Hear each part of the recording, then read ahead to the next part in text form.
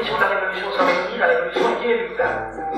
C'est la révolution qui n'aurait jamais eu si vous n'avez pas fait, et qui n'aurait pas fait si vous n'avez pas pensé qu'elle était inéluctable uniquement parce qu'il la voulait. C'est pas quelque chose à toucher dans ce monde, ça a toujours été comme la lumière. Vous voyez pourquoi personne ne touche. Personne n'ose provoquer l'avenir. Moi, je reste fou pour provoquer l'avenir. Moi, je reste fou pour essayer de provoquer le communisme de 1437. C'est parce que j'avais plus rien. Si. Parce qu'il y aura toujours des fous. Et des cons à suivre. Et ça,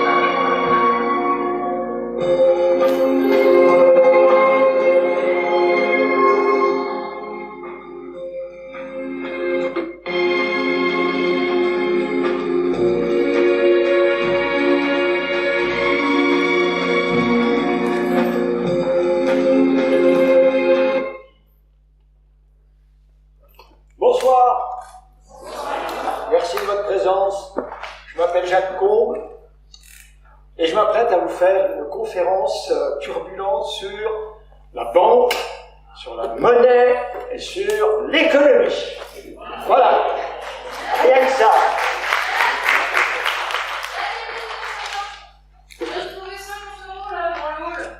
C'est à moi.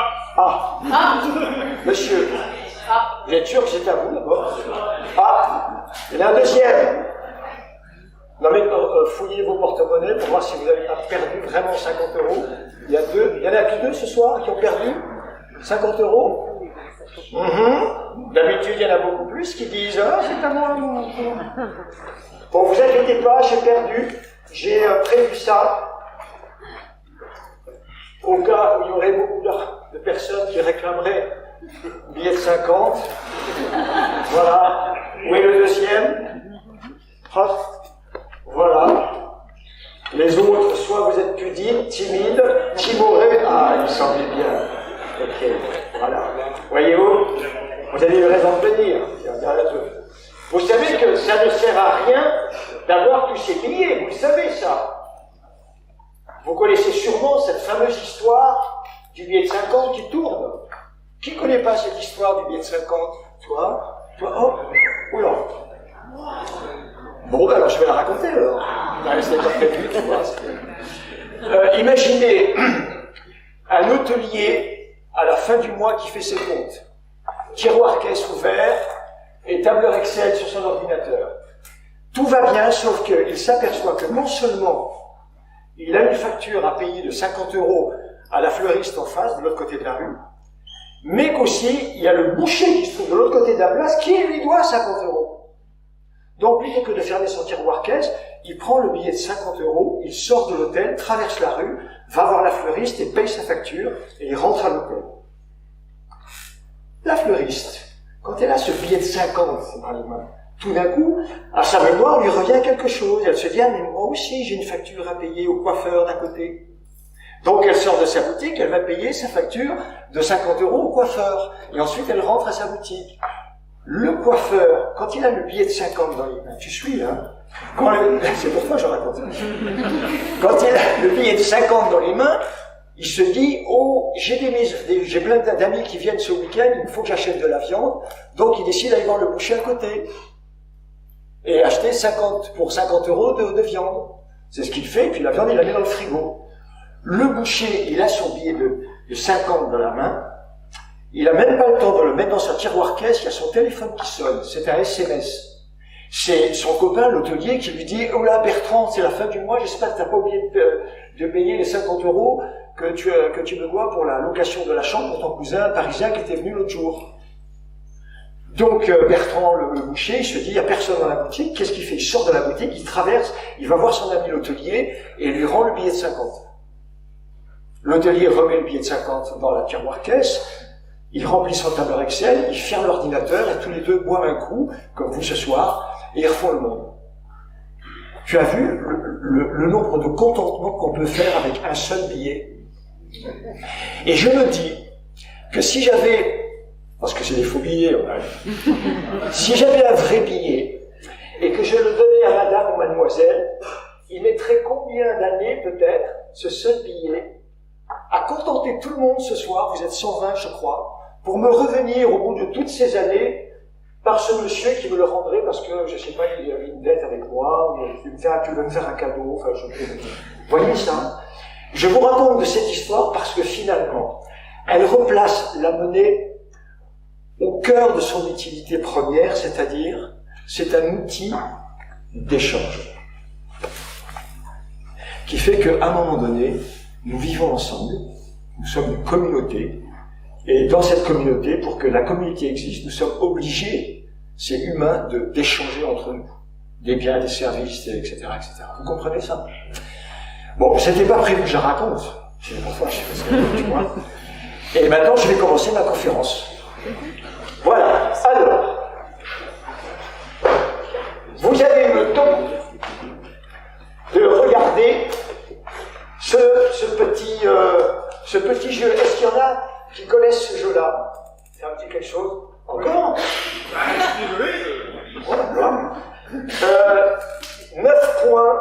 Il s'agit de relier ces 9 points en 4 traits distincts, comme ce rond, sans lever le crayon. Donc il n'y a que toi qui connais ce soir, d'accord? Tu connais beaucoup de choses, toi. Ouais. Très bien. Alors ceux qui connaissent, je vous tiens au chaud.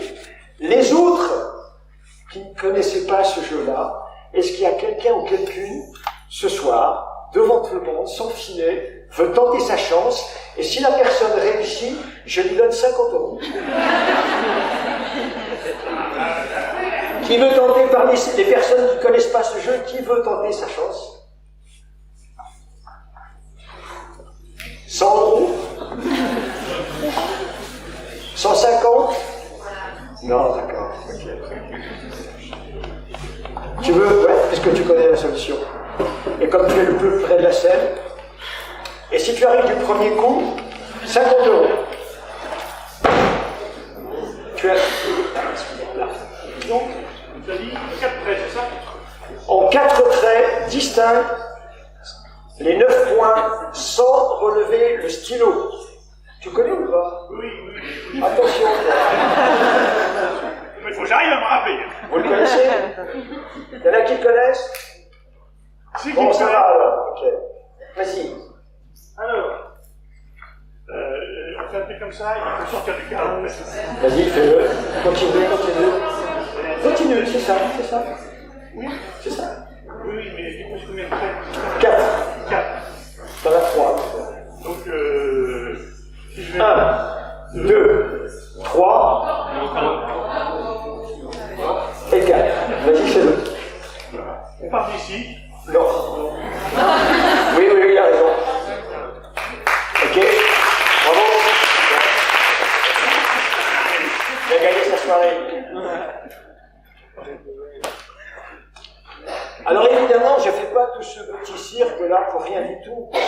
C'est une manière d'introduire ma conférence sur l'argent, la monnaie, tout ça. Parce que ce soir, nous tous, moi et vous, nous allons occuper cet espace-là, ici. Vous savez pourquoi? Parce que j'ai trouvé ça dans un bouquin de Bernard Werber, la nouvelle encyclopédie du savoir absolu, relatif et absolu. À la page 261, il dit concernant ce petit jeu, pour comprendre un système, il faut s'en extraire. Eh bien, mesdames et messieurs, c'est de cela qu'il s'agit ce soir. Nous allons nous extraire du système économique et bancaire pour essayer de le comprendre. Et donc, de camper sur des positions externes pour essayer de s'extraire du système. Oui, mesdames et messieurs, ce soir, je vais vous faire une conférence sur l'économie et je ne suis pas du tout économiste.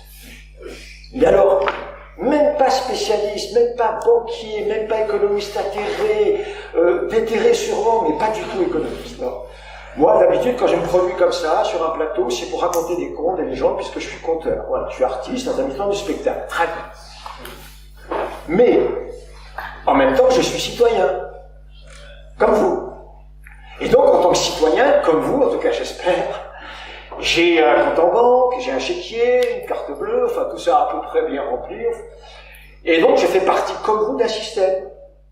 Je reçois de l'argent, j'en redonne, je reçois des salaires, la retraite, je ne sais pas quoi d'autre, et puis je le redonne par mes achats. Ça veut dire que je fais partie de tout un système où la monnaie circule, une espèce de formidable tuyauterie dans lequel je suis inséré comme vous. D'accord? C'est à ce titre-là, au titre de citoyen, que je m'adresse à vous ce soir, dans cette conférence. Et tout ce qui se passe dans cette formidable tuyauterie, les problèmes de liquidité, c'est le cas de le dire, quand il n'y en a pas assez d'un côté, quand il y a des fuites, quand c'est bouché, etc., ben, tout ça, en tant que citoyen, ça nous regarde. Alors vous allez me dire, oui, mais bon, tu sais, Jacques, il y a des gens, c'est leur métier de nous expliquer tout ça, c'est pas la peine de faire des conférences. Il y a par exemple les économistes. Les économistes, normalement c'est eux qui devraient nous expliquer tout ça. Vous voyez, c'est Dominique qui devrait être ici ce soir, mais non pas moi. Sauf qu'il y a un problème. Petite expérience. C'est vous, Philippe Aghion, pour commencer. Dites-nous pourquoi, selon vous, il faut faire cette réforme des retraites. Je pense qu'il faut faire d'abord vous savez que même le rapport du corps disent que on a un déficit pendant au moins 15 ans du système des retraites. Mais ce n'est pas la raison principale. Ah non, il dit pas ça. Tout à l'heure. Il dit pas ça, le corps. Ah bah si, il dit que ça se résorbe à partir de dans 15 ans. Mais le corps dit qu'on a un système, pardon, le corps, mais après on peut ne pas s'appuyer sur le corps, mais le corps dit qu'on a un système à l'équilibre jusqu'en 2070, qu'on aura un petit problème financier autour de 2030, mais sinon qu'on a un système à l'équilibre. Qu'il n'y a pas de raison comptable ou financière de faire une réforme des retraites tout de suite. Alors moi, donc, je vais vous donner la raison. Donc, déjà, moi, je pensais que pour les 15 ans qui venaient, ce n'était pas, en fait, on pourra discuter là-dessus. Moi, je pense que là, j'ai parlé tout à l'heure de ma doctrine Draghi, d'accord? J'ai dit c'est important qu'on réduise des dépenses récurrentes.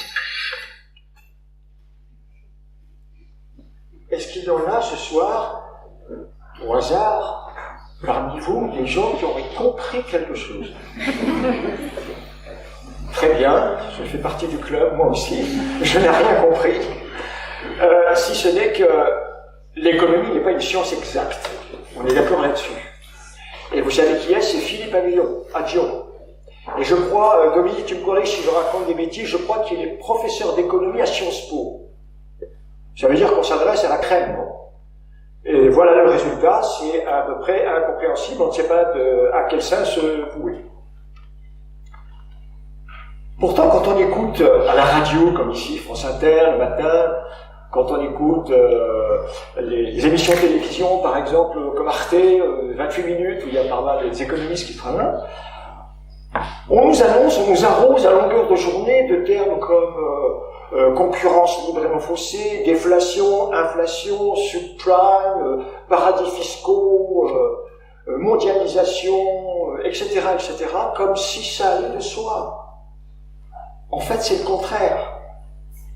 Il me semble que la majeure partie des gens ne comprennent rien au système économique.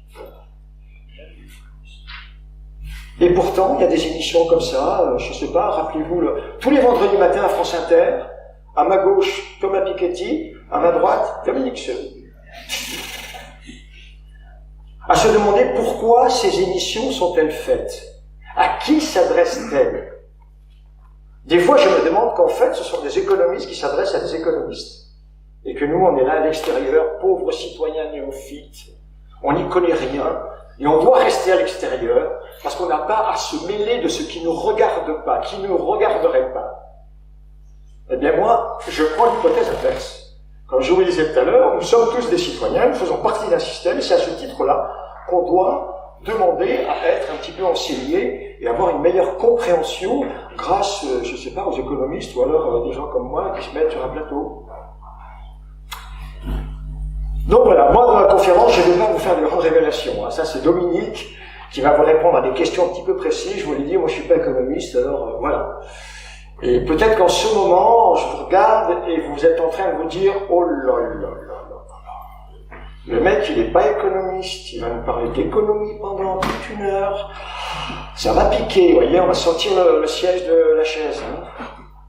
Et puis peut-être que vous vous dites aussi, mais le mec, il est pas artiste. Bon, très bien, ok, mais alors quelle mouche l'a piqué? Quelle passion a-t-il de vouloir venir parler d'économie comme ça un soir devant 1000 personnes?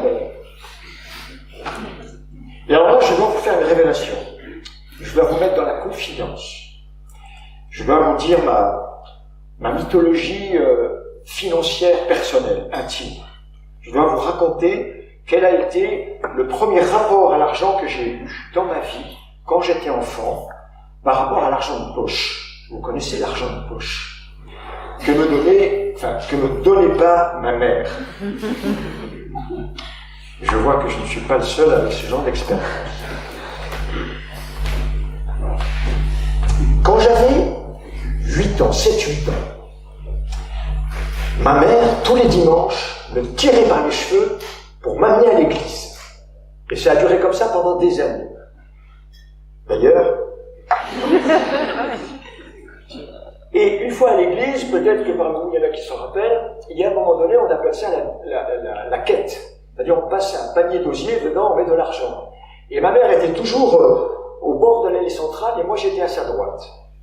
Et quand la panière arrivait devant ma mère avait un espèce de geste qu'elle avait dû répéter pendant des vies entières. Elle me jetait dans ma main quelques pièces jaunes, des rogatons, vous savez, des centimes de francs. Parce que elle se gardait évidemment les belles pièces, le 1 franc, et surtout les grosses pièces de 5 francs. Moi, j'avais même pas le temps de fermer ma main pour prendre l'argent, que j'étais obligé de la reverser dans la panière. Comme ça. Et à ma mère, avant de partir, à chaque fois, je lui disais, mais maman, pourquoi tu ne donnes pas l'argent à moi, là maintenant, dans l'appartement? On est à 50 mètres de l'église à pied. Je veux dire, comme ça, je pourrais te donner. Elle me dit, non, tu vas en garder la moitié, tu vas le perdre en route, non. Bon, très bien. Et je trouve qu'à l'époque, et ça a duré pendant des années, tous les étés, j'étais en colonie de vacances. Alors peut-être que parmi vous, il y en a qui ont fait aussi des colonies de vacances, et vous savez que dans les colonies de vacances, il y a ce fameux argent de poche, pour acheter des timbres, des cartes postales, pour écrire aux parents, acheter des gâteaux, des bonbons. Et évidemment, vous avez deviné que ma mère ne me donnait jamais mon argent de poche. Elle le confiait toujours au directeur de la colonie de vacances. Et ça a duré comme ça pendant des années. J'étais obligé de pleurer au directeur pour avoir un peu d'argent pour me payer carte postale et timbres. Sauf qu'il y a une année, je devais avoir, je sais pas, 12-13 ans, le directeur a refusé. Et il lui a dit, écoutez, Madame Courbe, il serait temps que Jacques apprenne tout seul à gérer son propre argent. Donc cette année, je ne le prendrai pas. Et cette année-là, ma mère était obligée de me donner de l'argent. Et je me souviens, c'était le matin du départ, ça se passait dans les Alpes-Maritimes, ça. On habitait à Nice à l'époque. Et le matin du départ, elle me tend dans mes yeux d'enfant, c'était un billet comme ça, un billet de 50 francs. Je ne sais pas s'il y en a qui ont connu ça, là. C'était énorme. Et elle me dit, je suis obligé de te le donner. Cet argent, c'était pour acheter des timbres, des cartes postales pour m'écrire. Pour t'acheter des bonbons, des cadeaux, des chocolats. Mais pour toi, pas pour rincer la gueule à tes copains et tes copines. Pour toi. Mais ce n'est surtout pas pour t'acheter un couteau. Tu vois encore, je te défends d'acheter un couteau. Et comme je ne serai pas là pour voir si tu me désobéis, ce n'est pas moi qui te punirai, c'est Dieu. Oui, ma mère était comme ça, elle avait une espèce de rapport assez particulier, intime, quotidien avec Dieu, qu'elle mêlait à toutes les sauces. C'était comme ça. Un peu grenouille de bénitier. J'adore ma mère, hein, mais c'était comme ça. Donc ce jour-là, je pars avec le billet de 50 francs dans ma poche, et je pars dans les vacances en bus. 3 jours se passent. Le 3e jour, en fin de matinée, le directeur nous rassemble et nous dit, les enfants, il est temps de faire le premier achat. Carte postale, timbre pour écrire à vos parents pour dire que tout se passe bien, que vous mangez bien, que les moniteurs sont sympas et tout. Et donc, avant d'aller manger, nous voilà sortis de la colonie de vacances pour se disperser dans tout le village. Je dis disperser, disons que c'était un petit village timbre-poste, qui aurait pu tenir dans la main, vous voyez. Il y avait, ça s'appelait Ramplace, je ne sais pas s'il y en a qui connaissent.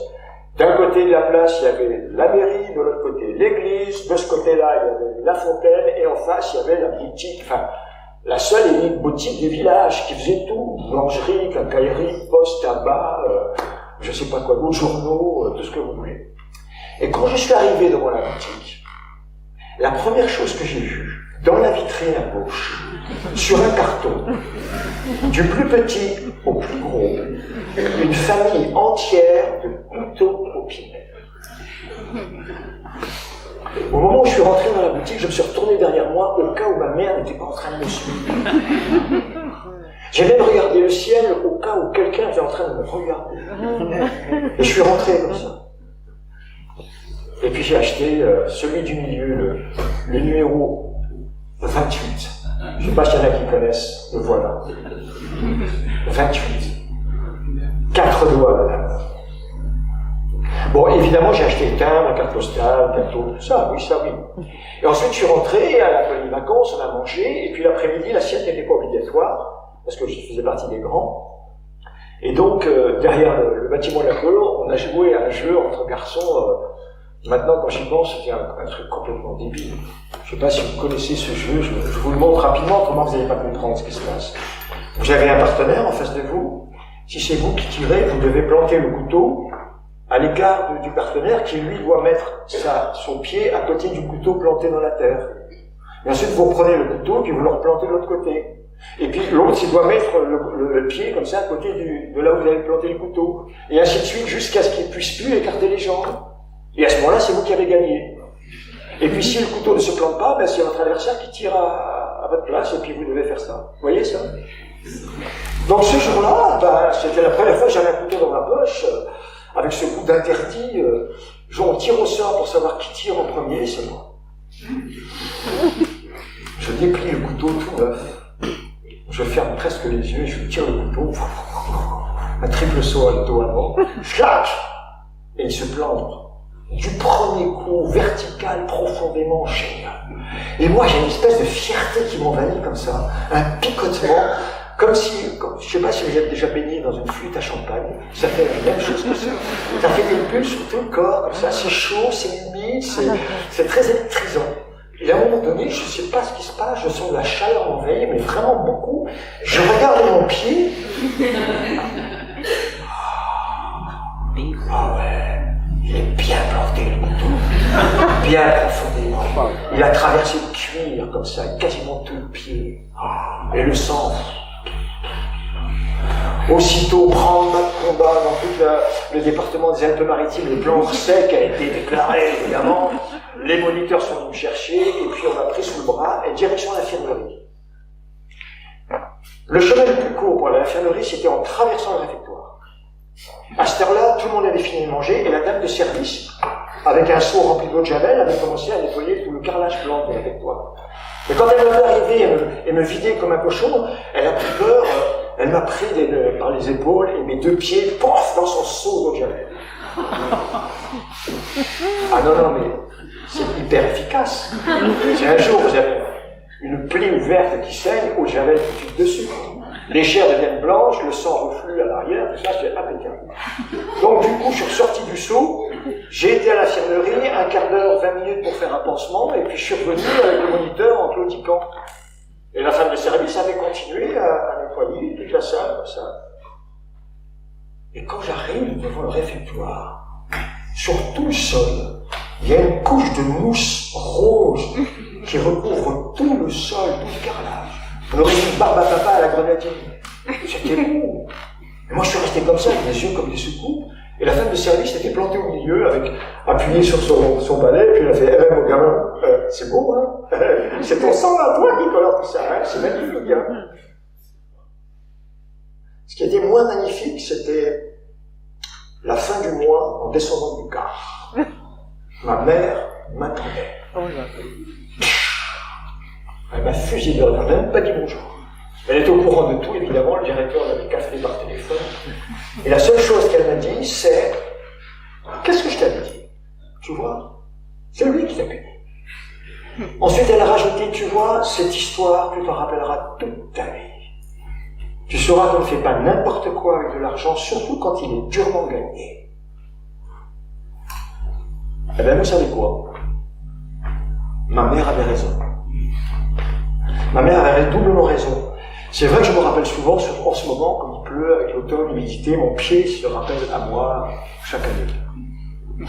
Des rhumatismes, des blocages, etc. Et la deuxième raison pourquoi elle avait raison, c'est que ce soir, je suis en train de vous raconter cette histoire et puis je vous parle d'argent encore. Alors que je suis même pas économiste. C'est comme si quelque chose m'avait ensorcelé, vous voyez. Cette histoire m'avait jeté un sort. Et je suis en train toujours de me questionner pourquoi ça ne marche pas. Voilà. Bon, j'ai grandi, j'ai quitté le giron familial, j'ai eu mes premiers salaires, mon premier argent, et puis à un moment donné, j'ai eu 85, j'avais 32 ans. Faites le calcul rapidement pendant que je cherche quelque chose. Voilà, très bien. Et je découvre dans un bouquiniste un truc qui me coûte 50 centimes, ce petit bouquin là, une espèce de fascicule, de rien du tout, quoi. Ça parle d'économie distributive. Et alors là, pour moi, c'était un électrochoc. Pour moi, je garde ça précieusement. Ça a été un électrochoc de découvrir qu'en fait, le modèle économique dans lequel nous vivons depuis des siècles ne relève pas des lois universelles comme la gravité ou la course des astres dans le ciel, non, pas du tout. Ce n'est pas le seul modèle économique possible à mettre en place dans une communauté. Il existe d'autres modèles économiques. Et alors là, pour moi, c'est une prise de conscience, une révolution dans ma cervelle. C'est comme si, pendant des années, j'avais cru être propriétaire d'un studio, et puis tout d'un coup, je découvre que je suis propriétaire de l'immeuble entier. Quelle liberté, tout d'un coup, dans moi. Je vous en parlerai tout à l'heure de l'économie distributive.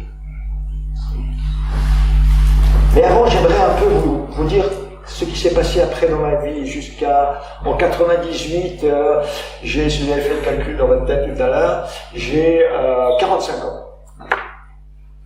Et à 45 ans, je n'ai aucun engagement politique. À 45 ans, mesdames et messieurs, je n'avais jamais voté.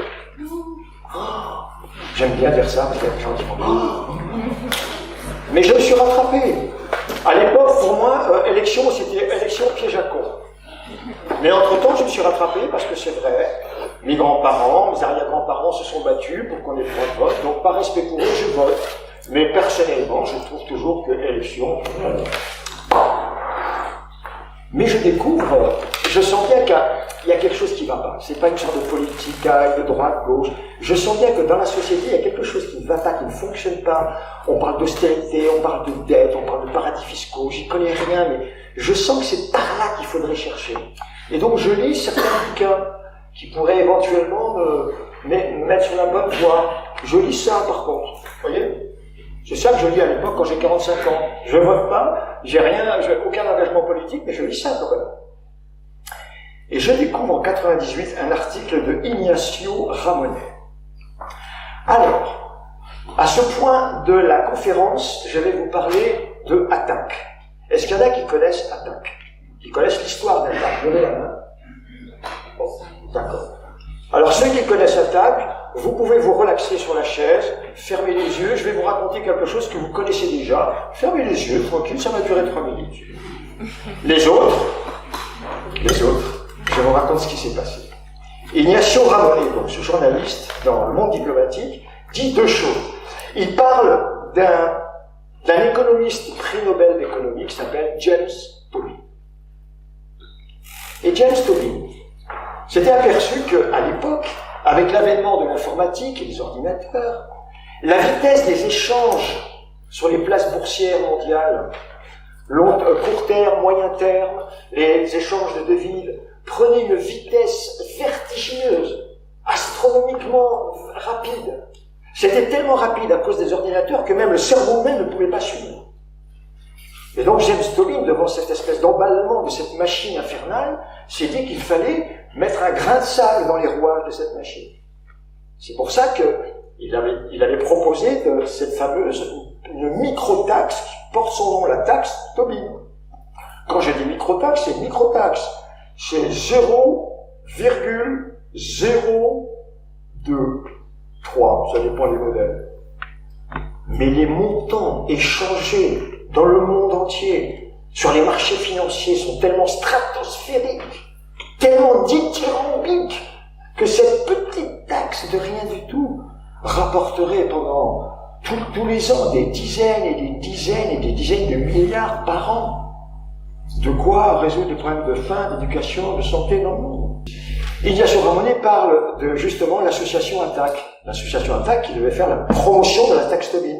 Et au début, ça s'appelait Association pour la taxe Tobin et l'action citoyenne. Action citoyenne parce que l'association Attaque, fait de l'éducation populaire pour que le citoyen que nous sommes, citoyenne que nous sommes, se réapproprie un petit peu et puisse comprendre tous les rouages assez complexes de l'économie, de la finance, et de comprendre pourquoi ça ne marche pas. C'est pour ça qu'on appelle ça action citoyenne. Mais James Tobin n'a pas envie que son nom soit collé à l'association, donc ils ont changé. ATTAC, Association pour la taxe sur les transactions et l'action citoyenne. Voilà. Bon, ceux qui dormaient, wake up, vous pouvez vous réveiller, c'est terminé. L'histoire de l'ATTAC, c'est fini. Donc, moi je me dis, alors, là, si c'est ça faire de la politique, c'est-à-dire s'attaquer au cœur du système, au nerf de la guerre, et alors là, je signe tout de suite. Et c'est ce que j'ai fait. Voilà, en 98, je suis devenu adhérent à ATTAC. Et c'est comme ça que j'ai commencé un petit peu à m'intéresser à la finance. Mais comme moi, je vous l'ai dit, je suis artiste. Moi, les tableurs Excel, les colonnes de chiffres, ça me donne le vertige encore aujourd'hui. Je comprends rien du tout. Donc, en tant qu'artiste, je me suis mis au service d'ATTAC. J'ai défilé, j'ai hurlé dans la rue quand j'habitais à Paris à l'époque. Et puis, j'ai participé à des trucs. Par exemple, j'ai fait un CD de contes. Vous voyez, en tant qu'artiste, on se met au service de l'ATTAC. J'ai participé à une pièce de théâtre qui s'appelle Le Tribunal des banques. Vous voyez, je me suis vraiment amusé à faire ça. J'ai joué le rôle d'un banquier d'ailleurs, c'était formidable. Et j'ai découvert finalement, en commençant à m'approcher un petit peu de cette zone grise qu'est la finance, que finalement, nous autres, les humains, nous avons deux manières d'être en rapport avec l'argent. Pas trois, deux. Basiquement deux. Deux modèles de relation à l'argent. Je vous explique. Le premier modèle. Alors maintenant, je vous dévoile mon truc. Vous n'avez rien vu. Le premier modèle s'appelle le modèle des trois brigands. Vous connaissez? Super. Il y en a qui connaissent? Pas? Il y en a qui connaissent pas? Ok. Bon, toi, tu connais? Non. Non, je connais pas. D'accord. Je connais pas. Ok. Les trois brigands, Tommy Ungerer, super. Donc rapidement, l'histoire, c'est trois brigands qui ont mis au point un système pour s'enrichir absolument génial, qui fonctionne à chaque fois à tous les coups. Ça fait des années qu'ils font ça, et c'est d'une efficacité redoutable. Ça se passe toutes les nuits à la pleine lune. Ils sont armés d'un tromblon, d'un moulin à poivre et d'une hache. Le tromblon, c'est pour faire arrêter la voiture sur la rue. Le moulin à poivre, c'est pour chasser le conducteur. Et la hache, c'est pour casser et ouvrir les coffres. Et ce qu'il y a dans les voitures, c'est pour eux. Ça fait des années que ça dure. Et à chaque fois, toutes les nuits, hop, ils grimpent ça dans la montagne, dans une caverne, et ils ont stocké des trésors, de l'or, des lingots, des pièces, des monnaies, des perles, des diamants, des meubles, tout ce que vous voulez. Sauf qu'un soir, comment il n'y aurait pas d'histoire, un soir, ils font ce qu'ils savent faire, c'est-à-dire un coup de tromblon, un coup de moulin à poivre, un coup de hache, pouf, allez, voilà. Sauf que dans la voiture, rien. Il y a juste une petite gamine qui est là, qui dit que normalement, on est en train de l'amener à l'orphelinat. Bon, eux, ils réfléchissent pas, les trois brigands. Eux, leur truc, leur programme, leur scénario, c'est tout ce qui est dans la voiture, c'est à eux. Donc ils prennent la petite fille sous le bras, et hop, ils l'emmènent dans la montagne, dans la grotte. Mais c'est à ce moment-là, en rentrant dans la grotte, ils prennent le soin de faire un petit lit de fougère tout moelleux, tout douillé, pour que la jeune fille puisse passer une bonne nuit tranquille. Et à ce moment-là, dans leur scénario infernal, il y a une espèce de brèche qui arrive. La poésie, le sensible, le souci de l'autre, vous voyez. Et le lendemain matin, quand la petite fille se réveille, quand elle voit tous ces trésors, ces richesses, aux trois brigands, elle leur demande, alors, vous en faites quoi de tout ça? Alors là, dans la tête des trois brigands, c'est un électrochoc. Jamais ils s'étaient imaginé qu'on pouvait faire quelque chose avec de l'argent qu'on encaissait. Et quand ils s'aperçoivent que, tout d'un coup, c'est une orpheline, ouais, bon, à ce moment-là, ils décident d'habiter tous les quatre ensemble. Et comme ils ont de l'argent, ils s'assiedent à un château. Et c'est dans le château qu'ils commencent à habiter. Formidable. Et puis un jour, à force de parler ensemble, ils découvrent que non seulement il y a des orphelins, mais il y a des orphelins, et ça dans le monde entier, et puis ils sont nombreux. Alors avec tout l'argent, ils décident de ramener le maximum d'orphelins d'orphelines avec eux dans le château. Et puis ils vivent comme ça pendant des années. Et puis les gens, ça pousse, ça grandit. Il y a des histoires d'amour, il y a des mariages. Alors à un moment donné, il y a manque de place. Et comme ils ont tellement d'argent, et qu'autour du château, il y a un immense domaine, eh bien, ils construisent des petites maisons. Et dans chacune des maisons, il met les jeunes couples qui sont en train de se former, et puis avec les enfants qui arrivent, et c'est comme ça. C'est comme ça qu'à la fin, Tom Ingerer dit qu'il y a une espèce de formidable ville qui s'est construite, qui est apparue, avec au centre le château dans lequel habitent les 3 brigands. Voilà. Ça, je ne me suis pas trompé, hein, ceux qui veulent laisser, c'était ça l'histoire. Le modèle des 3 brigands. Et, je peux mettre ça. Et puis, il y a un autre modèle, le deuxième. Une autre manière d'être en rapport avec l'argent. C'est le modèle qu'on appelle le modèle Harpagon. Lui aussi, comme les 3 brigands au début, lui aussi, son scénario, c'est de l'entassement. Applique au savoir qu'on fait, comme oncle Picsou. Voyez? Sauf qu'il n'a pas la chance de rencontrer un jour une petite fille qui veut lui poser une question qui va ébranler son système. Parce que son système, c'est de l'entassement pour de l'entassement, à but d'entassement, et ceci à vitam aeternam. Et dans la pièce de Molière, pour ceux qui connaissent, il y a des histoires de mariage, il veut se marier là-bas à un moment donné, il y a son fils qui veut se marier aussi, il y a son fils qui lui pique sa cassette, et elle, lui, son seul truc, c'est de retrouver sa cassette. Et ça se termine comme ça. D'ailleurs, la dernière phrase de la pièce de Molière, c'est assez significatif. Une fois que le mariage a eu lieu, la dernière phrase, c'est l'avare qui le dit, et il dit, bon, ben, maintenant que tout le monde est casé, moi, je retourne à ma cassette. Vous voyez? Enfin, autant vous dire que l'avare, le pognon l'a rendu dingue. Alors voilà, je fais toutes sortes de découvertes. Une fois que je suis à Attaque, j'assiste à des conférences gesticulées, comme ce soir par exemple. J'écoute des gens comme Dominique, je regarde des documentaires, j'essaie de comprendre.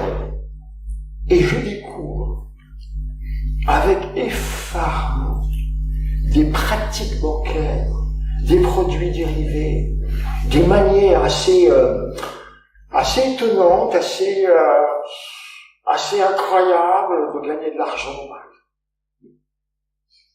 Je vais vous révéler ce qu'on appelle la leviérisation, l'effet levier.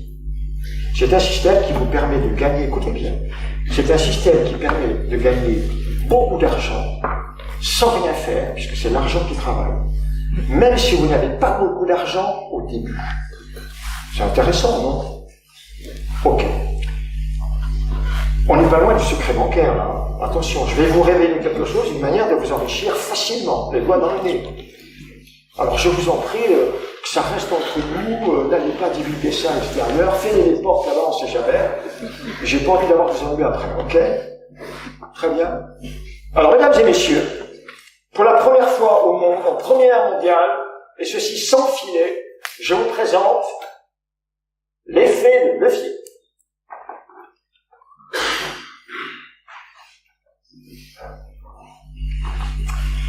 Imaginez que vous ayez une information de première main qui vous dit que vous avez la possibilité de placer 100 à un rapport de 10. 10%. Attends. Ok. Ah, tout de suite, repérez-le celui-là. J'ai l'impression que, je sais pas pourquoi il est venu écouter la conférence, hein. Tu fais partie de quel clan, toi? Bon, je rigole. Imaginez, tu me brouilles là. Imaginez que vous avez la possibilité de placer 100 à un intérêt de 10, quoi, un rapport de 10. Ouais, formidable, vous me dites. Sauf que les 100, vous les avez pas. Vous n'avez que 20. Donc, vous réfléchissez, etc., mais comme vous savez où trouver les bonnes informations, vous découvrez une autre information qui vous dit que vous aurez la possibilité d'emprunter 80, mais à un rapport de 5, à un intérêt de 5. Et donc, vous vous dites, ça c'est intéressant. Donc, vous empruntez les 80. Voilà. On est au bento ce soir. Et vous avez les 100. Formidable. Donc, vous les placez. Et puis, chose première, chose due, eh bien, vous avez 10. Outre. D'accord. Ok. Et les 10 sont à vous, c'est formidable. Ça marche comme ça, presque automatique, c'est de l'argent magique, presque. Sauf que les 80, ils sont pas à vous, hein. Il faut les rendre. C'est marqué sur les contrats de crédit. Un crédit vous engage, vous devez rembourser, hein, c'est marqué comme ça. Donc vous rendez les 80, sauf que vous rendez 80 plus 4. On est d'accord? Sur les 5%. J'ai fait le calcul pour vous dans le 10. Donc les 4, vous les prenez sur quoi? Sur les 10. Le résultat, c'est 6. D'accord? Comme parmi vous, je suppose qu'il y en a qui sont plus visuels, chiffres, tableur Excel, qui ne sont pas comme moi d'ailleurs. Et donc, je vous ai fait un petit récapitulatif. 100 avec un rapport de 10, ça vous fait plus 10. 80, il faut suivre, hein. 80 avec un intérêt de 5, ça vous coûte 4. Donc le gain est de 6 avant impôt, hein, je simplifie au maximum, avant impôt et taxes. Ça vous fait 6. Mais c'est là que c'est intéressant, l'effet levier, parce que votre capital de départ, il était de 20. Et 6 par rapport à 20, c'est un intérêt de 30. Les enfants, là, vous voyez ça? 30. Et c'est ça qui est intéressant. Toujours avant impôt. Oh là là, je vois des yeux briller là. Hein. Ah ouais, on dit ça y est, d'accord. Bon, alors dès demain, Paul Crémier, je vais voir mon banquier, ma banquière, c'est ça, vous dites, hein? Et puis, je vais jouer à ce truc-là, formidable, je vais gagner de l'argent. Eh ben non. Alors, je suis vraiment désolé de vous avoir mis la bouche comme ça. Non, ni vous ni moi ne pouvons nous permettre de jouer à ce jeu-là, à ce casino-là, quoi. Non, il faut avoir des sommes folles, des sommes énormes à mettre en place. Puis en plus, il faut passer par les marchés financiers, les bourses, les traders, il faut connaître. Ouais, vous pouvez pas. Non, ce sont les entreprises qui font ça. Dans les entreprises, par exemple, ce sont les actionnaires qui ont 20. Et c'est l'entreprise qui en prenne 80 et qui a 6 avant impôt. Ceux qui ont 6 avant impôt, c'est pas l'entreprise, ce sont les actionnaires. Vous comprenez?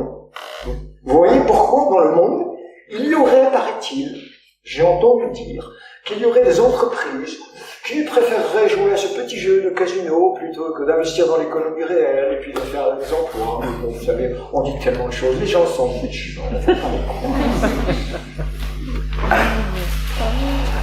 Bon, alors, est-ce que je vous ai tout dit là? Ah oui, j'ai oublié de vous dire que tout ça, c'est en parfaite légalité. Il n'y a rien à redire.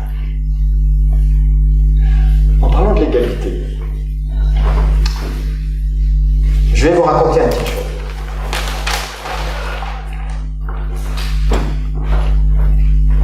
Ma vie d'artiste n'a pas toujours très bien marché. Parfois, j'étais obligé de faire des petits jobs, etc. Sympa, mais bon. Et à un moment donné, je travaillais dans une maison d'édition, de cartes d'art, de tableaux, etc., pour reprographie.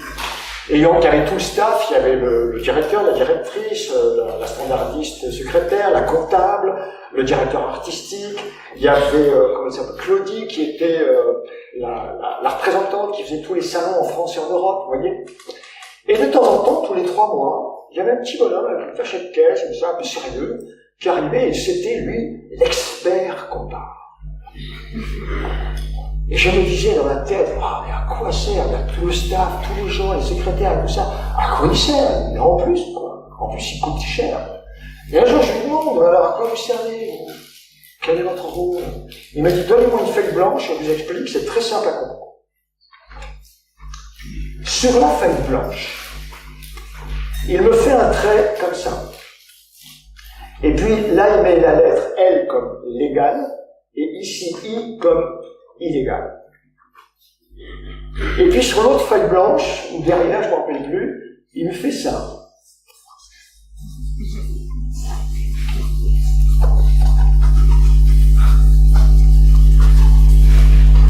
Et il me dit ça, tout le monde voit? Tout le monde voit, ouais. Ça, c'est la même ligne que la première, sauf qu'elle est grossie 500 fois. L'expert comptable me dit, voilà, mon rôle à moi, c'est de coller au plus près en restant dans la zone légale. Et d'exploiter tout ce qui est exploitable comme niche, comme remise d'impôt, crédit d'impôt, subvention et je ne sais plus quoi. quoi d'autre, pour essayer d'optimiser un maximum la trésorerie de l'entreprise. C'est-à-dire que l'entreprise en donne le moins possible à l'État et en garde le plus possible pour elle. C'est tout ça. Et moi, ce jour-là, j'ai compris quelque chose. Je me suis dit que cette histoire de règles, de séparation, c'était vraiment le fil du rasoir, épais comme une feuille de cigarette. Et qu'en général, quand on se débrouillait toujours, ces gens-là se débrouillaient, non pas d'être d'un côté ou de l'autre, mais sur le fil du rasoir. Et qu'en fait compte, une histoire de règles, c'est une histoire souvent de point de vue, d'interprétation. J'avais une amie, je vais mettre ça par terre. Je vais vous montrer d'abord quelque chose.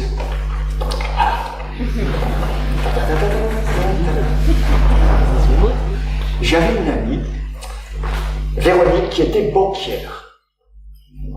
Elle était banquière à la Banque Nationale Populaire, la BNP, avenue de Villiers, à Levallois-Perret. Je ne sais pas si elle est. Et Véronique, toute la semaine, elle s'occupait du portefeuille et du compte de ses clients. C'était ça son job.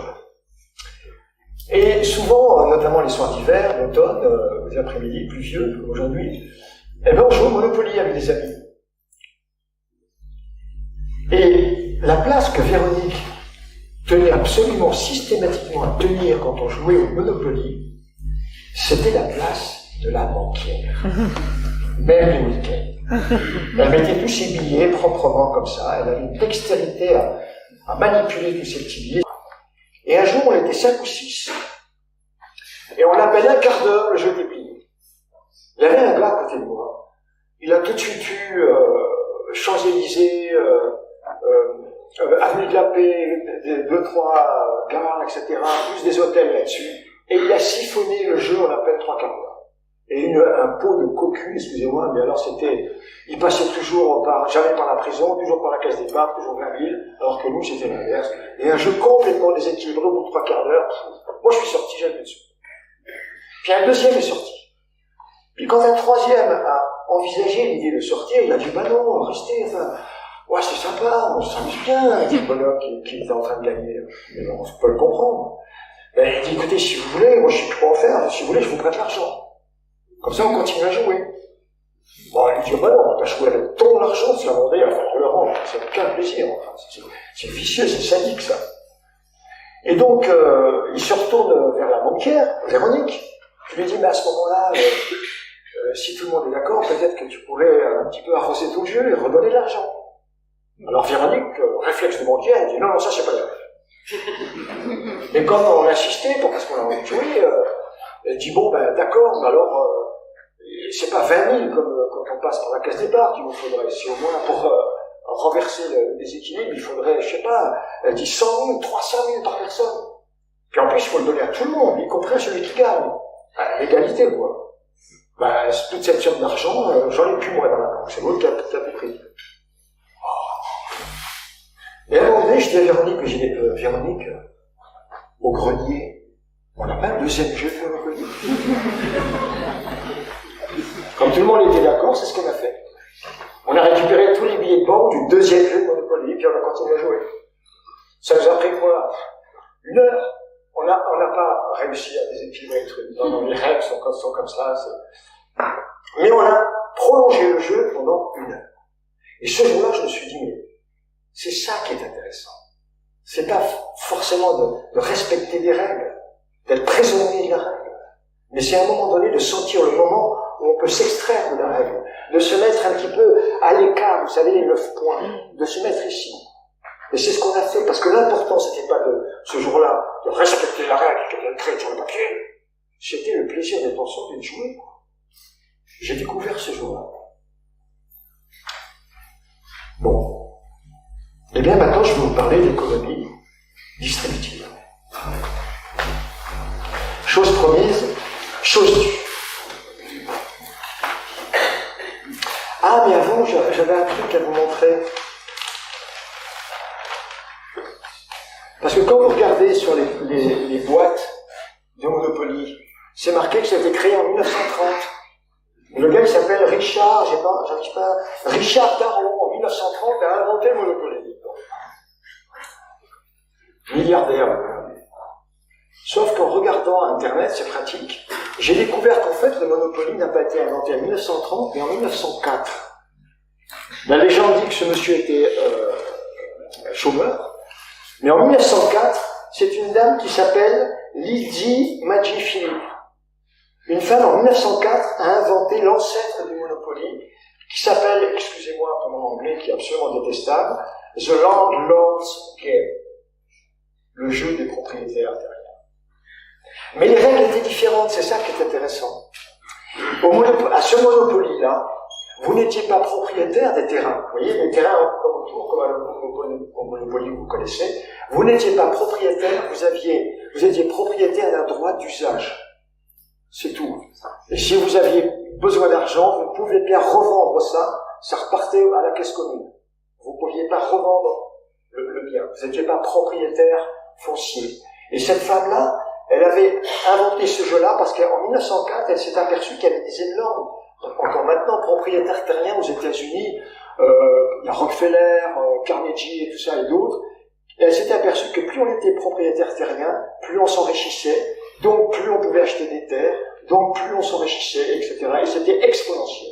Et donc elle avait inventé ce jeu-là pour éduquer les gens à une possibilité de réduire ces inégalités, de compenser les inégalités liées au système. Quand vous perceviez des loyers, vous payiez à chaque fois des taxes sur vos loyers.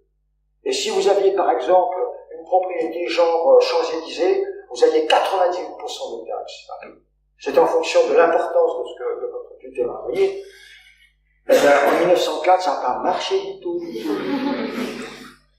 Elle est obligée de vendre ses droits à $500. Et ce monsieur Darrow, il l'a racheté plus tard, et vous connaissez l'histoire, il a changé de nom, il a changé les règles, et ça a fait tonnerre des dieux, ça a marché, ça marche encore maintenant. C'est intéressant, ça.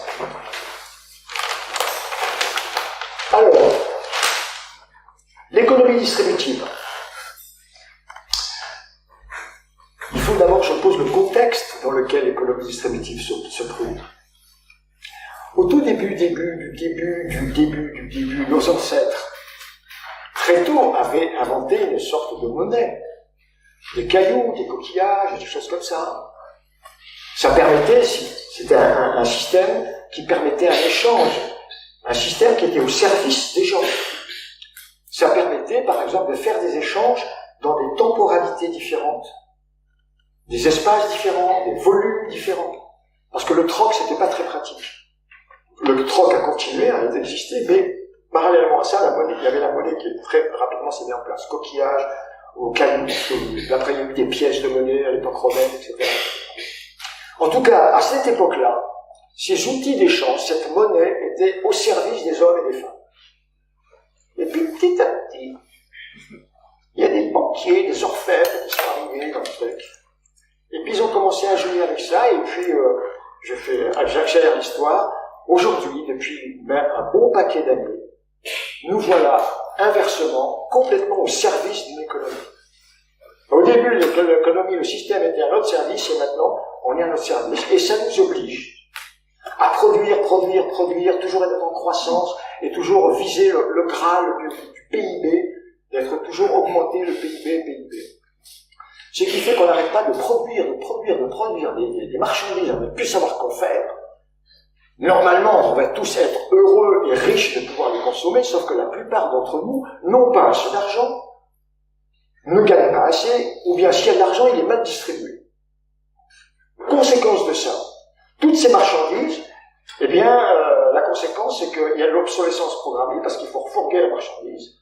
Il y a des campagnes publicitaires qui coûtent un œil et qui écologiquement sont épouvantables. Et puis, comme ça ne marche pas, eh ben, il y a des crises, il y a du chômage, on ferme les usines, on relocalise, etc., etc., etc. En 85, j'étais à Valence. Je ne sais pas si ils me connaissent. J'étais devant la mairie de Valence. J'arrive devant, il y avait un boucan, de la fumée, des tracteurs, des gens qui hurlaient, des banderoles et tout ça. Cet été-là, il y avait eu un écroulement du prix de la pêche parce que tellement les fruits avaient donné. Et donc, en 85, l'État français avait déboursé 1 milliard de francs, pour que les gens jettent leur pêche et arrachent les arbres, les pêchers, pour faire artificiellement remonter le prix des pêches. Résultat, les 300 tonnes de pêche, personne ne les a mangées. Le milliard de francs, c'est nous qui les avons payés, ce sont nos impôts. Et puis les pêches qu'on achetait dans le magasin, elles étaient beaucoup trop chères pour ce qu'elles coûtaient normalement. Voilà dans quel modèle. Et pourtant, je révise mes notes. Et pourtant, oui, ce modèle-là, qui est largement critiquable, si vous voyez sur les plateaux télé, à la télévision, à la radio, dans les écoles de commerce, polytechniques, si vous voyez dans les universités, c'est exactement ce modèle-là qu'on vend, qu'on enseigne, c'est-à-dire une espèce de dogme de la croissance. C'est une véritable propagande. Et je dis propagande, ce n'est pas par hasard, parce que je ne sais pas s'il y en a qui connaissent ce que c'est que la propagande. Première fois que le mot propagande arrive, c'est en 1627. La propagandere du latin. En 1627, à Rome, il y a le pape Urbain VIII qui met en place la propagandere. La propagandere, c'est une congrégation religieuse de cardinaux qui sont chargés de trouver le moyen qu'il y ait de plus en plus de gens qui croient à la religion catholique. C'est-à-dire qui croient au miracle, au récit de la Bible, du Testament et des choses comme ça. Il s'agissait de convertir les gens par rapport à des récits qui relèvent du subjectif, de la foi, plutôt que de la raison. Et je vous dis ça, c'est parce que quand moi j'observe en tant que citoyen, lambda, qui n'est pas économiste, quand j'entends les gens parler d'économie, des économistes, j'ai l'impression d'être en face d'un courant religieux, avec des dogmes, des gens qui croient absolument, qui ne supportent pas que leur croyance soit remise en cause. Il y a des bibles, il y a des révélations, des gourous, des grands prêtres, comme dans une religion, il y a même des papes peut-être. Mais c'est pour ça que je trouve que finalement l'économie est un peu, se vit un peu comme une religion. Vous savez que avant 71, l'argent avait une parité d'or. Vous le savez, ça. C'est-à-dire qu'on avait confiance entre l'argent qui circulait, parce qu'il y avait son pendant en or dans les coffres d'une banque. Sauf que plus le temps passait, plus on s'est aperçu que la masse monétaire qui circulait n'avait plus rien à voir avec le stock d'or qu'il y avait dans les banques. Et que ça, c'était un problème. Et c'était compliqué. Donc, en 71, on a décidé de découpler l'or et la monnaie. Et la monnaie est devenue un petit peu flottante. C'est une monnaie de chiffres. Et ce qui fait sa valeur, c'est le chiffre qui est marqué dessus. Vous avez vu, il se précipite. Dès qu'on leur présente un billet de 50, il se précipite parce que il s'imagine qu'il va pouvoir faire un super feuilleton avec ça. Mais, est-ce qui donne la valeur à ça? Sur quelle valeur s'appuient maintenant les billets, puisque c'est plus de l'or? Avec les billets de 50, ou peu importe le billet, je suis sûr de pouvoir m'acheter des marchandises ou des services. Ça veut dire que ce qui donne la valeur au billet, c'est pas le chiffre inscrit par les banquiers, c'est le travail qui est fait pour fournir des marchandises et des services. Et qui fournit ces marchandises et ces services? Toi, nous tous. C'est nous qui faisons par notre travail, en fournissant marchandises et services, qui créons de la valeur en écho sur lequel s'appuie sur les billets de la monnaie. Donc, je pose la question, puisque c'est nous, par notre travail, par nos actions, qui finalement donnons la vraie valeur à la monnaie devrait-elle quelque chose de privé ou de public? Puisque c'est nous qui faisons tous, notre communauté qui créons par ce que l'on fait, nos travaux, qui donnent de la valeur à ces billets. La monnaie ne devrait pas-elle être je sais pas si c'est français ce que je dis, un service public, un bien public comme l'eau, le gaz, l'électricité, les transports, choses comme ça? Ou est-ce plutôt un bien privé? Je vous pose la question, mais vous connaissez la réponse. depuis des années et des années, ce qui devrait nous appartenir à nous, ce sur quoi nous devrions avoir une action, une décision collective et démocratique, en fait est devenu un bien privé. Non seulement on est obligé de la gagner, et en plus on le paye quand on a besoin, en payant des intérêts. Voilà à quoi nous en sommes venus.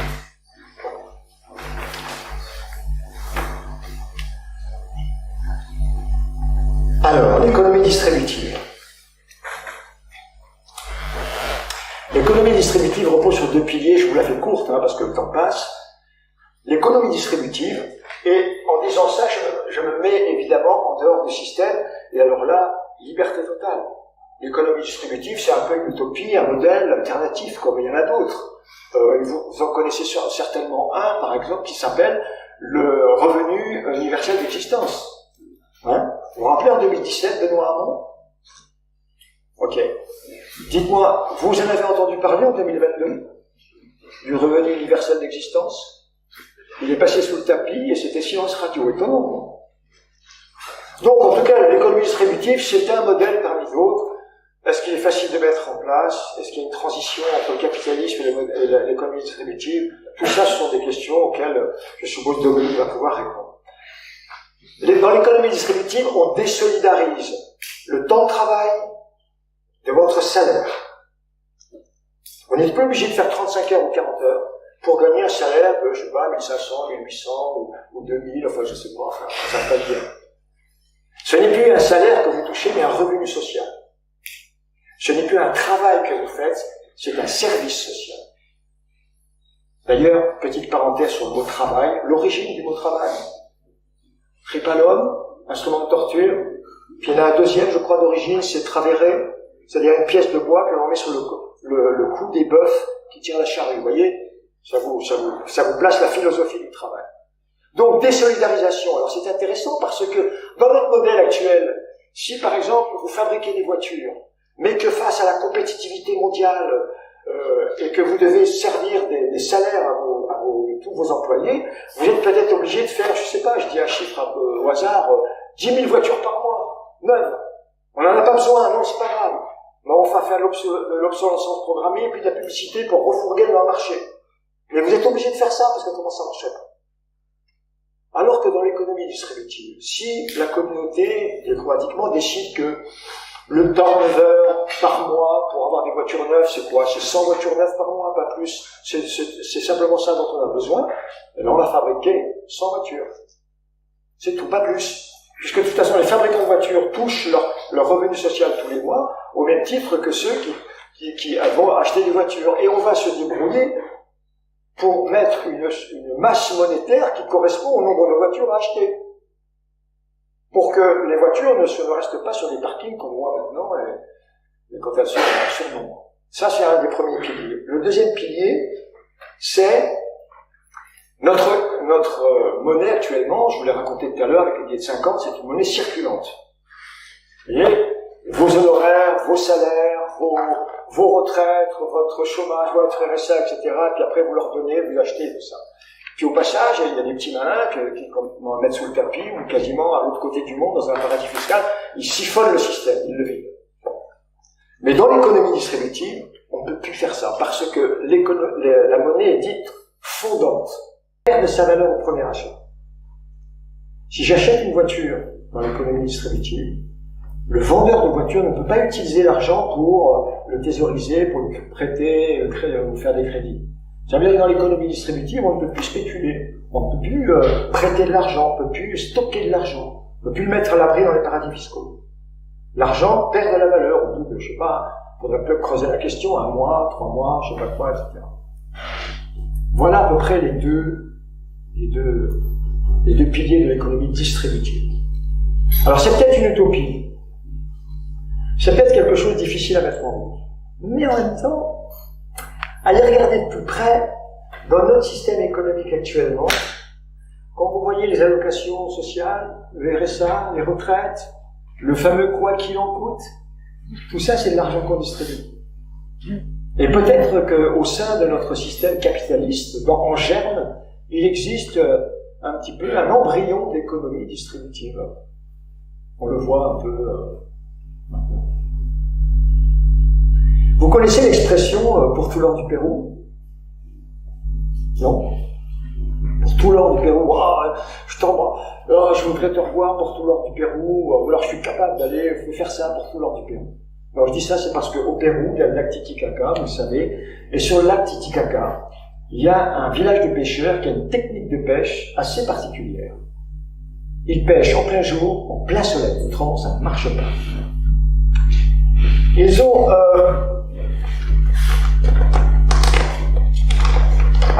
je suis pas prêt, ça va pas.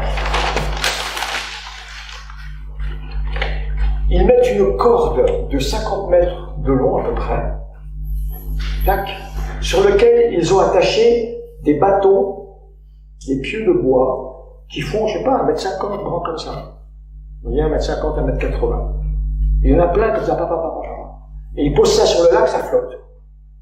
Et puis, au bord du lac, il y a des gens qui sont là avec des grands paniers.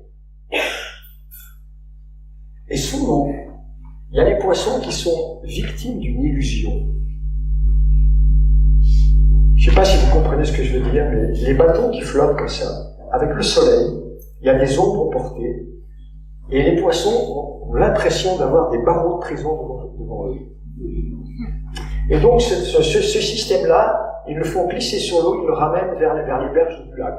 Et les poissons qui sont victimes de cette illusion d'être prisonniers essayent d'échapper à la prison et finalement, ils vont se retrouver autour des nasses qui les attendent au bord du lac. Ils sont prisonniers d'une illusion. Je dis ça parce que j'ai l'impression que beaucoup de gens parmi nous, pas vous ce soir évidemment, mais beaucoup de gens dans votre communauté, dans le monde, nous sommes prisonniers d'un système qui nous pousse à consommer, qui nous pousse à produire absolument. Et les gens, beaucoup de gens, j'ai l'impression que c'est les poissons du lac Titicaca, ils sont victimes d'illusions parce qu'ils pensent qu'il n'y a rien d'autre à faire que ça et que c'est normal. Certains, comme nous, j'espère ce soir, on sent bien qu'il y a quelque chose qui ne va pas et que peut-être qu'on pourrait sortir de cette prison dans laquelle on est enfermé, qui nous pousse toujours comme des hamsters dans une cage. Certains savent qu'ils sont en prison, mais ils ne savent pas en sortir, ils ne savent pas quoi faire, on cherche, etc. Pourtant, il y a des geôliers dans la prison. Il y a des geôliers qui ont la clé, qui pourraient nous ouvrir les portes, qui pourraient nous libérer des cellules et pour nous montrer et nous amener ici par rapport aux 9 points et nous montrer que finalement il y a d'autres mondes possibles, économiquement parlant et financièrement parlant. Ces geôliers, ce sont les économistes. Je ne parle pas de Dominique, évidemment, mais ce sont les économistes mainstream. Ceux qui sont dans le dogme et qui vendent une croissance, un PIB, etc., une dette abyssale qu'il faut rendre.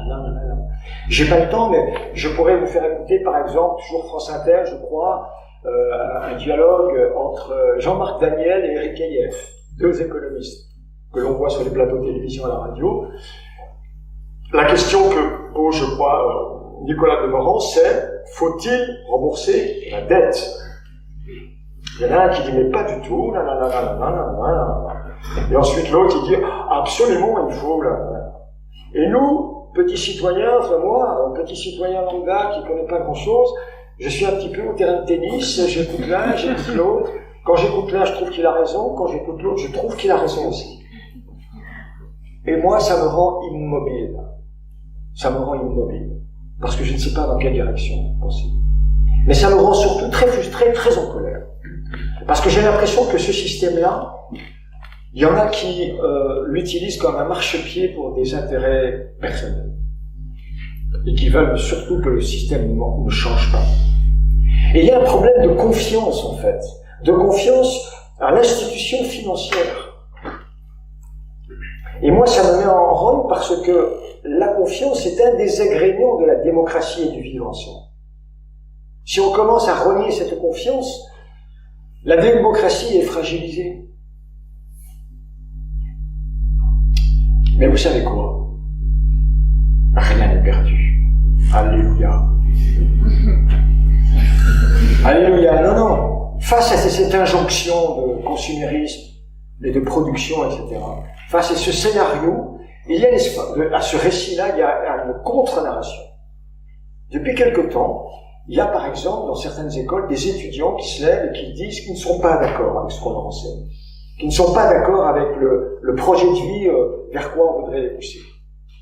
Il y a des gens qui font des films, il y a des gens qui, comme moi par exemple, qui n'y connaissent rien mais qui, ça demande un peu de courage quand même, faut reconnaître, se lèvent et puis disent voilà moi ce que je pense en tant que citoyen, c'est-à-dire qu'ils font des conférences gesticulées et qui veulent en tant que citoyens raconter le drame, partager le drame que je vis, et les questionnements et la sidération que j'ai en face du système.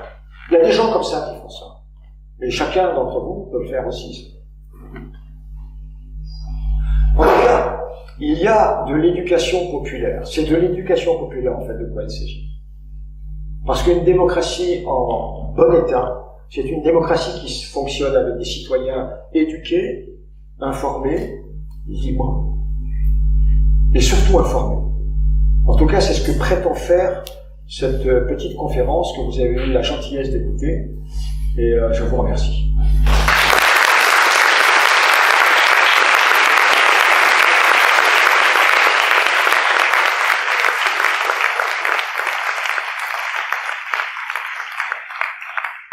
Est-ce que tout le monde arrive à lire au fond là-bas?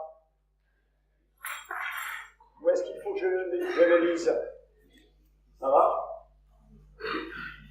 Ils peuvent nous faire dire n'importe quoi, nous dire n'importe quoi, mais ils ne peuvent pas nous obliger à y croire. George Orwell en 1984. Et juste en guise de digestif après un bon repas, en tout cas j'espère que c'était un bon repas, je voudrais évoquer avec vous une série de Netflix. Casa de Papel. Qui a vu Casa de Papel? Très bien. Ceux qui n'ont pas vu Casa de Papel, si vous voulez une compréhension du système, au cœur du système, par rapport à la confiance que l'on crédite, etc., regardez Casa de Papel, peut-être pas tout, moi j'adorais tout, mais notamment la 5e saison, le 10e épisode, la fin du 10e épisode. Ça parle de confiance, ça parle de confiance. La confiance est le crédit qu'on apporte à un discours officiel sur la finance, etc. C'est vrai, hein? C'est le seul conseil que je peux vous donner pour ce soir. Merci.